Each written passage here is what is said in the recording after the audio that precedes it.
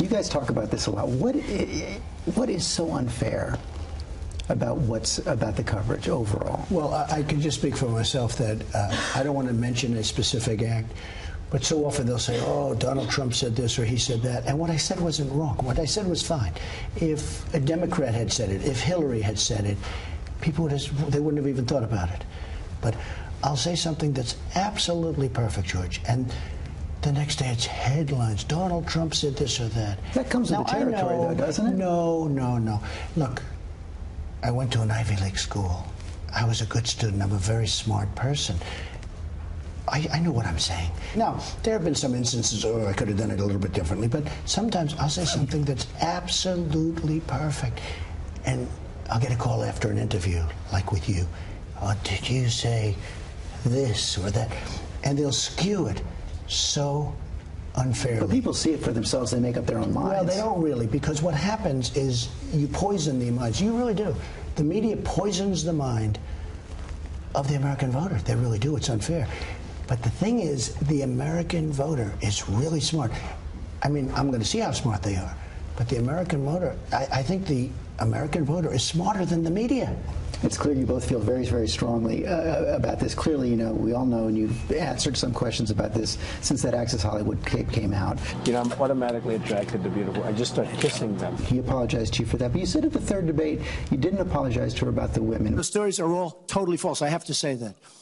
And I didn't even apologize to my wife, who's sitting right here, because I didn't do anything. Was that okay with you?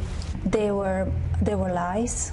And as I said before, all the accusations, they should be handled in a court of law. So you believe the lawsuit should go forward? Yes, I believe that. And because to accuse somebody without evidence, it's very hurtful and it's very damaging and unfair.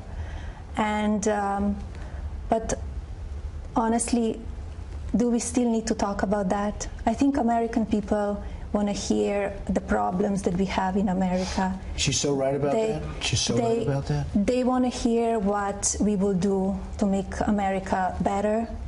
Let's talk about jobs. Let's talk about secure our border.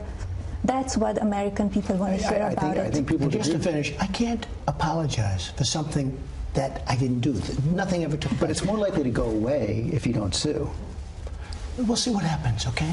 Let's see what happens on the 8th, November 8th. Have you thought more about what you'd like to do as First Lady? I will focus on helping children and women, and also about social media. In this 21st century, what's going on, it's very hurtful to children. To some adults as well, but we need to take care of children. Hard to keep it away from your kids. It is, but we need to teach them how to use it, what is right to say, what is not right to say, and because it's very bad out there, and children get hurt. By social media, by what's going on, and by negativity. You give him advice about tweets? Yes, I do, all the time. Well, look, it's a modern-day form of communication, George. And, you know, I have, between Facebook and Twitter, I have 25 million people. It's a big asset.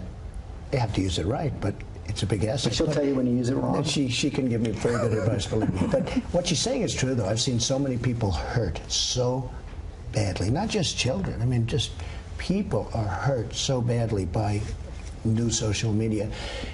And she feels very strongly about it. She understands it very well. I'm sure it's very dangerous for children. The New York Times was all the people they say you've insulted on Twitter. That's okay. Most of them deserved it. Were you one of them? Actually, I wasn't. I was a little surprised at that. I'm surprised. Let's go check it. I can't believe I didn't include you. No, look, I believe in fighting back. When people are against me, when they tell lies, you know, I have the power of this instrument. And frankly, sometimes I'll use that. And I agree, sometimes it will revert back, or sometimes maybe it doesn't come out. You have to be careful with it. What do you think about Hillary Clinton, not as a candidate? I know you believe that Mr. Trump will be a better president of the United States. What do you think of her as a person? I don't know her that well. I think she's out there fighting. I think it's a political machine behind her. She's protected a lot, and they will not say everything what needs to be said. And finally, you're okay with what happens no matter how the vote goes on November 8th? yes, the life goes on, no matter what happens. But he's going to win? I think so. We're fighting till the end. Thank you both. Thank you. Thank you very much. This is really a question for everybody, but it's based on something you said when you were a teenager. You said that your father's legacy is your legacy.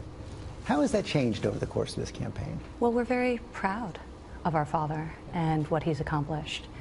It is amazing. I've been joking for a while that when we started even just this project, we said Trump was coming to Pennsylvania Avenue, and we didn't even know at the time what exactly that meant, or one way or the other. How foreshadowing a statement that would be. I humbly and gratefully accept your nomination. We've seen all of you out there all year long.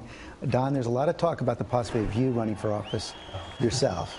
Has this made it more likely or less likely? It's a tough process, it's a brutal process, but there is also that element that's just amazing to be able to touch someone that way, and I've seen my father doing that. So, I don't know, my only mission is to get him there because I know he can make a difference.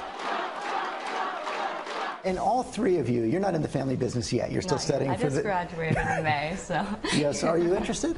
Of course I'm interested. I think I'm applying to law school, though, so I like to bring a different kind of skill set to the company. All three of you are senior vice presidents of the Trump Organization. So I want to ask you a question I asked your dad. There have been several stories recently suggesting that your brand has taken a hit over the course of this campaign. How worried are you by that? What are you going to do about it?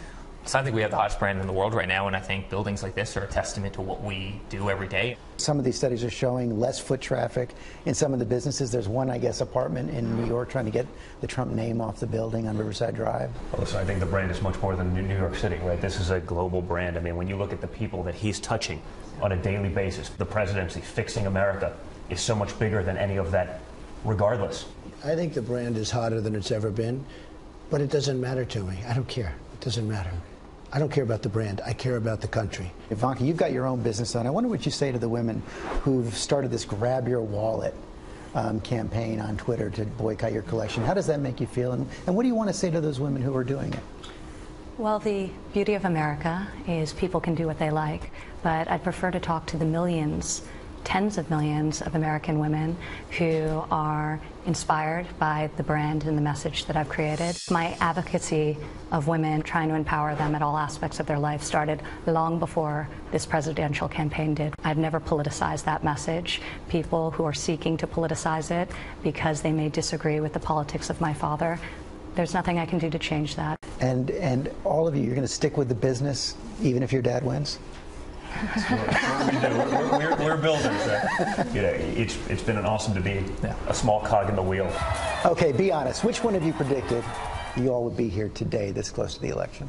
I don't think any of us got that far ahead of ourselves when he first announced his candidacy. We're not a political family. I think we were attempting to understand real time what that meant in terms of our future and our lives.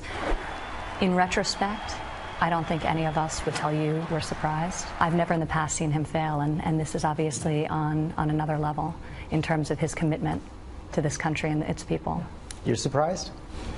Well, I guess, a lot of people are surprised in terms of the press, etc. But I think probably I wouldn't have done it if I didn't think I could win. If I thought I was going to be knocked out 9 people ago, I would have probably said I won't do it. So I can't say I'm surprised. It's really about making America great again. That's what it's about. That's why I'm doing this.